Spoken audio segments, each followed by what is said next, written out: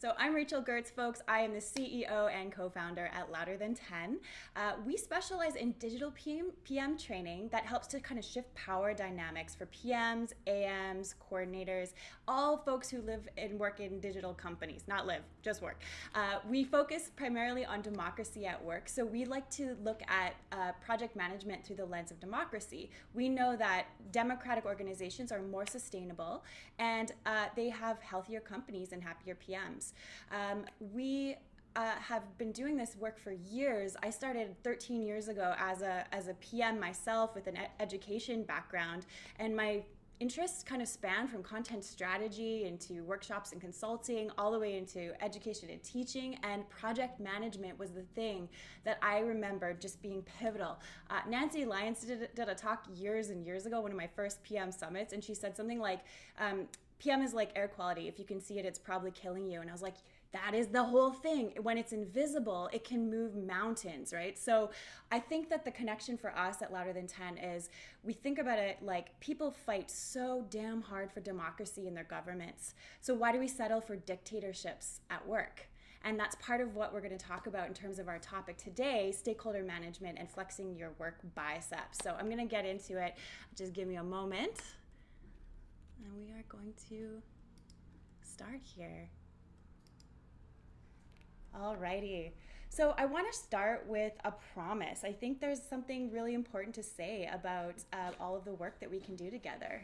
You can radically shift your relationships at work when you understand how power, empathy, and alignment operate. What this really means is that we're experiencing a pivot in how people are showing up at work. You might have thought about this yourselves, but there was a recent report that came out. We know that engagement at work is very low. Ironically, it's higher than it's been in I think like 10 years, but it's still only 36% of employees are engaged. Sarah Wachter-Becher, who's the CEO and coach at Active Voice, just did this amazing study. She came up with this idea around what people are asking for in their workplaces. So what she's noticing with the report that she pulled out here was that people just have a lower tolerance for workplace toxicity. They're done with harmful, oppressive, toxic environments. They are really focused on equity and not just performative actions to support marginalized or racialized workers, but true change within the organization. People want to work less. They want to live more. They're talking and angling for 4-day work weeks. They are saying, I don't care if I get a promotion. I want to spend more time with my family and I want to have more fun. Work is not their identity, and they're looking at stability in the workplace over striving and working and hustling. They're really focused on things like autonomy and adaptability. So making sure that workplaces are set up for neurodivergence, for example. These are the things that people are stating, over 207 folks just from this one survey, that are important to them. And that is a massive pivot from what we saw before the pandemic. And so when we start thinking about this, we have to question like what makes people like their work and feel that sense of trust and belonging, because we need to work together, right? We have other colleagues, coworkers, teammates. If we serve clients, we're supporting our clients.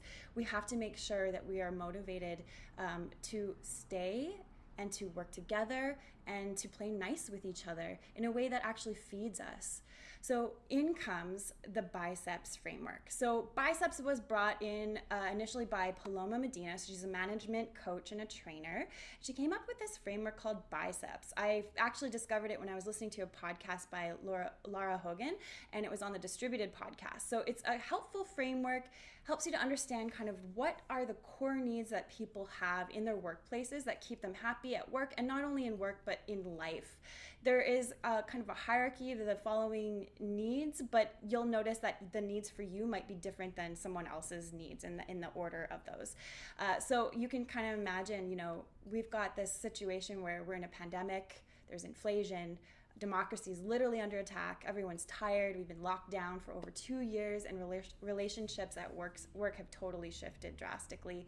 So the orgs that get this stuff are doing a massive amount of scrambling to change the culture and give employees a sense of flexibility, or they're really dealing with a huge rates of turnover. Like I think it's upwards of more than 30% of workers have left in the last year in many organizations. So let's break down what this framework looks like and then we're going to use this, folks, to be able to start talking about trust and alignment, because those are two key components in addition to power that help us to relate to the people around us. So belonging, okay, we all want to feel like we belong in our group, right? We don't want to be in the out group. We want to have psychological safety. We want to be able to feel vulnerable and that we can talk about what's going on in our environments. A lot of this has to do with dismantling toxic positivity, because there's this whole thing where you might have worked in workplaces like this where just because you're really positive doesn't mean there's things that aren't going wrong, right? There's definitely a reason for us to break down some of those massive silos and just be like, let's deal with the issues head on. Other things related to belonging are sense of friendship and community, sense of well-being, maybe even kinship and connection.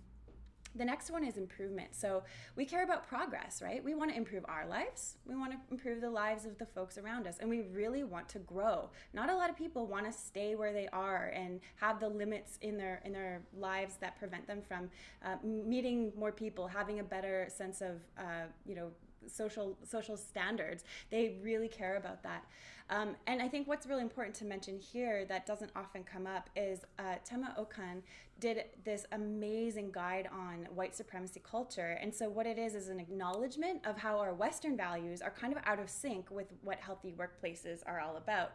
And so for her, what she mentioned was that, things like urgency, perfection, defensiveness, focusing on quantity over quality, focusing on the worship of the written word, other things like power hoarding, progress is bigger and more, or having the right to be comfortable. Those are actually things that are out of sync with what a healthy workplace looks like. But when you think about project management values, or even just like hustle culture values, a lot of those things are really like primary focus points for us, right? So we kind of have to do a little work to look at, okay, we're talking about improving, but in what ways do we actually want to make those improvements? So of course, the next one, we're going on to talk about choice. You want to feel like you have a sense of choice in your workplace and in your life. You want autonomy, you want flexibility, you want the ability to make decisions and to have a range of pathways that you can take. Next, we have equality and fairness. So you want to be able to access the resources you need. You need information. You also need to have reciprocity from the folks around you. You can't have just one-way power dynamics, right? Because you want to make sure that those decisions feel fair to you. Next, we have predictability. So if you want to feel happy and safe at work, you need to have the resources, the time, and the ability to do the work, right? You need to know that there are going to be future challenges, but that you have control over the direction. So you have to have some investment in what happens to you, some say in what that predictability is. And then finally, significance, right? You want to feel like your work matters. You have a purpose, and that there is a bigger goal or a bigger mission at play, right? And so the key here is thinking about how this is a personal level of accountability, trust, and alignment where you want to feel like you matter within your organization. And we have to remember that we're not just talking about one person in an organization, right? I kind of like to think about this in terms of like every single person. I picture just this golden arrow shooting out of their chests. And the golden arrow is that alignment and trust that they have with their lives, in their organization, and the broader world. And so each person has a little arrow, and then the organization has a golden arrow, and all the audience members, if they serve customers, have a golden arrow. And our whole goal is to make sure that all of those things are lined up, right? We don't want kinks in those arrows because that's going to throw us off. So in order to do that, right, we have to actually think about how do we make that arrow as straight as possible so that we have and follow a compelling mission. We have to make sure we're actually on the same adventure together, right? So when we think about that, the next logical component of this is, well, we have to be aligned, right? So alignment is when everyone is pulling in the same direction, we're fighting for the same things, and we're uniting for the same purpose. It's kind of beautiful, right? You can imagine that feeling of synchronicity. We're all doing this for the right reasons, or we're here for the right reasons. And there are really a lot of important things for us to align on at work. We have to be definitely aligned on our goals at work, right? We have to make sure that if we are doing prioritization, that we aren't just always picking the most urgent thing. We're focusing also on the important things. We have to know, what is the definition of urgency, because a house fire is urgent, right? But replacing your fire extinguisher is important. We have to have an agreement on what our project roles and involvement are going to be, what our processes and communication channels that help to support the project and the organization are all about. Even just things like our audience needs and priorities, and how we can show up and have actions and behaviors that positively impact the project. We need to have trust, and we need to have respect for the people and processes that are tied to that project. So those are all of the components that we need to be able to align on, not just in terms of the people part, but the process part, the approach part, right? So you can see, here's the individual, what they care about, what makes them feel a sense of belonging. We have the organization, what it cares about, what it needs in terms of a sense of alignment and organization. And thinking about that level of connection between those two, right? The projects themselves have their own kind of personalities. So the people showing up into in those projects need to be able to have that alignment and trust. So you have to be able to assess, are we actually aligned, right? So there's lots of cues that you can watch for. You might want to notice if folks are fighting or contradicting each other or disagreeing on the project calls that you're on. Maybe you notice that things are starting to delay and stretch out. Those are key indicators. Something is not aligned here. Maybe folks start going quiet on you, right? They might just not answer your emails anymore. Maybe they're not giving you the feedback that you need in time. Or, asking for lots of extensions. So they got to support the delays. They're not ready to get the work done. They need help. Maybe there's sudden changes in project direction. So you have new stakeholders popping in and they have a totally different agenda, right? All of a sudden there's misalignment that we have to address here. You might also notice things like conflicting feedback or requests, right? One person wants to do feature A this way, another person wants to do feature A in a completely different way. Or you just notice nobody really knows which direction we're going and they can't agree on the direction. That's a big indicator of misalignment. You might also notice like verbal or nonverbal cues where people are awkward or their responses and behaviors just don't line up with what they're talking about. Obviously, there's also more verbal or aggressive ways of doing this where you might notice people just being passive aggressive, or they might be a little bit defiant in the way that they react to you. So it's great to understand what is alignment, right? And it's also great to understand how you notice if your projects are aligned and if your processes and people are aligned. But you have to be able to assess how much you trust one another, right? And I think what's really interesting about trust is it's not just one simple thing. It's like a combination of like 4 or 5 different elements here that have to do with a complex set of beliefs, behaviors, confidence levels, your neural networks at play, and even just your mental attitudes, right? We carry those around with us all the time, and they're impacted by our interactions with others. You can have trust levels go up or trust levels go down, depending on the relationship and where you are in a project, a process, or in your organizational role. So to be able to build this type of alignment with stakeholders and help them have strong biceps at work, we actually have to have the trust in place, and we have to be able to build that trust by stepping out of our own shoes and into theirs. Now, you've probably seen this a lot, but how do we get there, right? How do we end up in that place? Well, you've heard of empathy, of course, right? We talk a lot about empathy. It's kind of like a top 10 tips at this point. Everyone talks about it, but just to break it down. Empathy is putting yourself in other people's shoes and trying to understand why they might have a particular reactions, a set of feelings or behaviors. Whereas sympathy is just trying to understand from your own perspective without actually anticipating, well, what do they need? What's motivating them? Where are they feeling like they're getting lost? Or how could I show up to support them? So what I want you to be thinking about here is, are you good at sympathy or are you good at empathy, right? Sympathy would be like, oh, you know what? I feel really bad, Tim. You know, you're overworked. You look really tired. But you know what? I got another project for you, and it's starting tomorrow. Versus empathy, Tim, you're looking like you're burnt out. This is not okay. We have to make sure we show up for you. Let's give you a break on this next project, or let's make sure we can delay the start, just so that you and the team can have a little bit of time for recalibration. So you can see that the reactions based on an empathetic lens versus a sympathetic lens are totally different. And so when we want to climb into empathy, we have to have a framework to do that, right? And one way to do this, you might have heard of empathy mapping. This is traditionally used a lot in research methods, right? When you're doing your discoveries and your strategy for your projects, you try to climb into the minds of your audience and your users, and try to say, okay, like, well, what are they thinking about? What are they feeling? What are they seeing in their environment or hearing? What are they saying and doing? And then, of course, the whole thing adds up to what do they have to win and what do they have to lose? And then, like, how do we show up to support those wins and minimize those losses for them? So the neat thing about this is that you can take this kind of framework, which was originally developed by Explain, and you can start to mold and adapt this for your own stakeholder alignment purposes.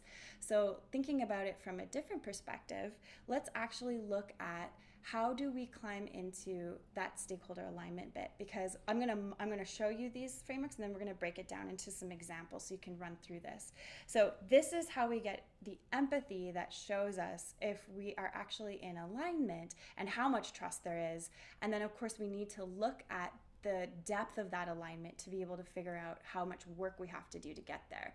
So this is a handy little diagram that you can use. This is like based on most change management frameworks, where you're trying to kind of evaluate folks on how much in alignment they are and how much trust there is in the relationship. So you can see, like, there are folks that are going in the same direction as you. They're your fellow travelers. They're not really like that interested in helping you, but they are really in high agreement with where you're going and where your end point is. So those folks might be folks that you can actually build trust with, that are going to get you closer to that end goal if you know how to use your empathy mapping to get inside of their minds. You might have your allies, right? And those folks are very high trust, very high alignment. They're not only going to agree with you, but they're like, yeah, I'm going to help you. Like, let's figure out how we can do this together. On the bottom right, you might have opponents. So these folks might really trust you. They're like, you've done an amazing job of carrying out these change management initiatives, or you've done an amazing job of managing the product roadmap, but they don't agree with the way that you did it. So they're like, you did a good job, but I wouldn't have done it that way. So what you're trying to get in this case is a stronger sense of alignment, really looking at what's motivating them, and if you can try to see through a similar lens, because if you're still getting to the same output, they don't have to be an opponent. They can work with you instead of against you, as long as you agree on what the endpoint is and not working against each other to get there. Then you have your adversaries. So these are folks that are low trust, low agreement. They don't really care what you have to say, and they don't really have any interest in following you or going in the same direction. It's best, when possible, to not spend a ton of energy working with folks that are not going to take you where you need to go or believe in what you're doing. In this case, what you're trying to do is you're trying to make sure you're not going to go over their heads. You're not going to present them with information that is going to totally just flabbergast them. You want to give them a heads up and be like, here's what I'm planning to do. Here's why I'm planning to do it. Here's what I'm going to do with that information. And but I'm presenting this information in advance so that you know what's happening, right? Because those folks may try to work against you. And then, of course, there's the neutrals. They're in the middle. You don't know either their motivation, or you just don't have enough information about what is important to them at any given time.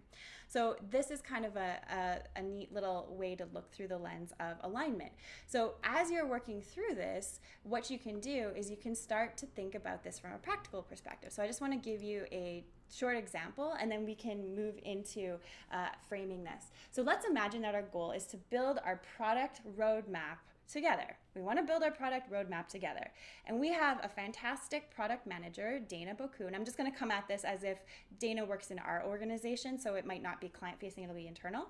And so Dana is a socializer. She likes to be a part of all the conversations. She's a social butterfly, has a lot of energy. She's funny, she's thoughtful. She can be competitive and action-oriented and tends to be a little bit aggressive or impatient with outcomes. She needs to see action quickly.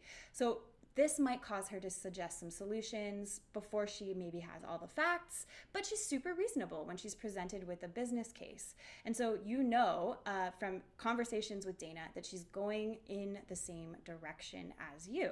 So if we were going to start mapping out Dana's empathy map to try to get inside of her head and discover what is important to her, where is she in her world, we might look through her eyes, for example. What is she seeing? She might see a lot of urgent deadlines. She might be seeing pressure from executives coming down, in terms of emails or impatient frowns. Maybe she sees sad or stressed out teammates. In terms of what she's hearing, if we flip to the other side, maybe it's, can't you get the team to do it any faster? Can you add a new feature? Can you make it pop more? This is not what I asked for. And on the flip side from the team, she might actually hear the team saying, I can't do this any faster. I need more time or more information. Or what is the priority here? What should we be focusing on? In terms of what she's saying and doing, maybe it's, I need this faster, or we do need to add more features, our execs are asking for them, or when I did this myself, I didn't have any trouble, or why didn't you get this done? And in terms of what Dana might be thinking or feeling, she might be feeling frustrated.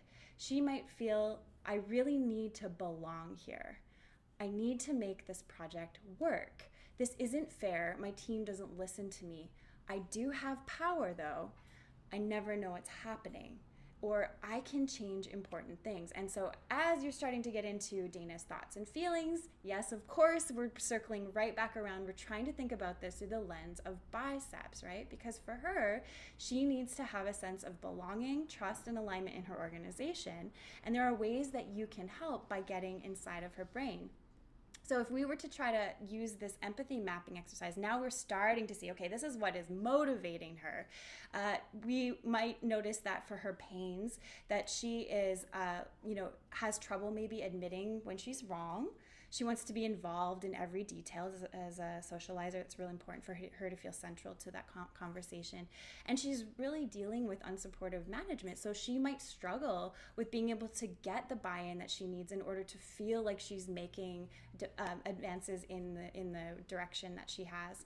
So I'm going to come back to her gains because I'm going to frame this through BICEPS in a minute. But I want to show you now through the empathy mapping lens. Now go back to the alignment matrix that we talked about and let's look at that now, right? Because if we're looking at where she's sitting in relation to us on this project, she would be a fellow traveler. She might not have a lot of trust in our approach, but she's definitely going in the same direction. She wants the roadmap to be a success. She wants to be able to present that information to executives, and she wants it to all work out.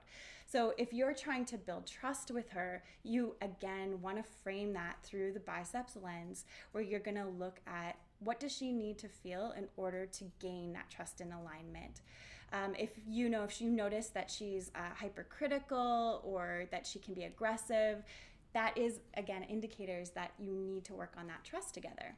So let's actually break this down. Reminder, this is the BICEPS framework. So how are we getting through belonging, improvement, choice, equality, predictability, and significance so that Dana feels a sense of power in her own environment, but we're also supporting that?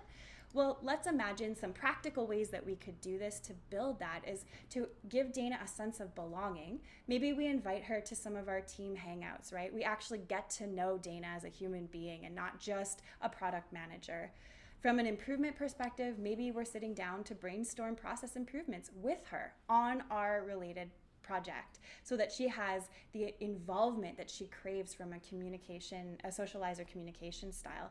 We're giving her choice, right? The sense of, hey, we don't have to just stick with the roadmap options that we discussed before. Let's actually break out and do some scenario planning for different feature options and do some prioritization together so that she absolutely can carry that back to her executive management. Imagine if we are, her design and development team, and we're maybe a project manager, a product owner working with her as a product manager.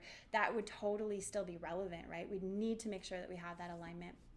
In terms of equality and fairness, maybe we sit down and we create a team agreement together. So this is an agreement where we actually acknowledge how we want to communicate to one another, what is acceptable and unacceptable behavior in terms of that communication, what formats, what channels we use, what agreements we have in place for making sure every voice is heard. And we sit down and we actually map it out. That could be another way that we're creating a sense of equality and fairness. And for predictability, maybe there's some time blocking for heavy feature development days, right? So help her to gain a sense of predictability in her schedule by working with her and our team to have deep focus days to get that kind of work done. This also might give her a sense of significance. So cookies or even gift certificates, if she's motivated by those types of things, you might not know. So you need to ask, like, what is your love language? Potentially, maybe you need to know that as well, right? Thinking about what motivates her, what makes her happy. So sit her down, gift her a certificate or a batch of cookies, and then give her opportunities to share the work you've been doing in a way that highlights her own contributions. So that is a kind of a way that we can apply this alignment matrix, empathy mapping, and the BICEPS framework so that you can kind of see how all of these pieces come together. And I just wanted to show you, we have a template for this, which I'm happy to share after the talk if you folks want. And it just kind of walks you through a way to track how you would do this exercise. And I'll just say, you can do this on your own. If you're like, oh, I have folks that I would like to be stronger advocates and work together and build that alignment and trust. Or you can actually do this if you have a change initiative with your group and get those folks that are highly in alignment and trust to help you build these out together so you can see how they all translate. Just to kind of wrap up, I want to show you there are kind of surface ways that you can talk through this stuff. So you can take, we're not born knowing what to say, so we can always take scripts and adapt them. So if you're working with someone like Dana, maybe you can talk to her and say, what happens if you sit down with your execs to see if you can agree on the roadmap? How difficult does this feel? What actions from our team help or hurt this? This is practical language that you can use to actually vet alignment and trust. How are you feeling about alignment in our organization right now? Do people want the same things? We're actually talking about the way we want to talk to each other. So this is really valuable stuff. And then here's what our team sees happening with path A. This will lead to X outcome. Path B will lead to Y outcome. So which path is going to align most with your goals to do your goal? So those are some different things to think about, but I want to present one final thing that's a caveat here, and then we'll turn it over to question and answers. We fundamentally exist not just as individuals, but we are inside of organizations, and those organizations have inherent power structures. There is a huge amount of interesting information where you think about, if you are a project manager, you're sitting somewhere in the center of this dynamic. Whether you do or don't face clients, if you're internal, you still have your entire organization, your team, and external influences. And the weird part of this is oftentimes, even though you are the closest to the center of this project or this process or the team, sometimes you have less power than the folks that are more externally removed from that, right? And that is really important to know about, because when you zoom out, what this looks like is structures of workplace democracy. So we don't have time to dig into this in depth at all, but just know that most companies are run from a human resources management approach, which if you look at the amount of democracy in the system from 1 to 10, this means that you don't have a lot of bargaining power and you have fewer rights. And at the highest side, you might be consulted on when you want to work, how you want to work, and what that work might look like, but you don't actually have any power over issues beyond basic rights. So the only organizations that do are worker-owned cooperatives and unionized companies in that respect. So this is a broader topic, and it's all about understanding where you sit within that power framework. So what I will say is, if you ever want to reference some work from Richard D. Bartlett, he does amazing work talking about generative collaboration, consensus-based power dynamics.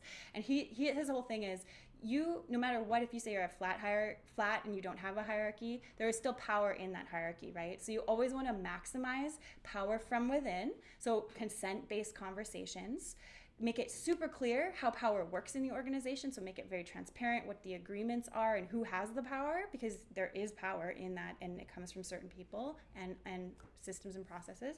And try not to coerce or create situations where you're going to minimize power over other people, right? So you're trying to kind of come from this broader perspective.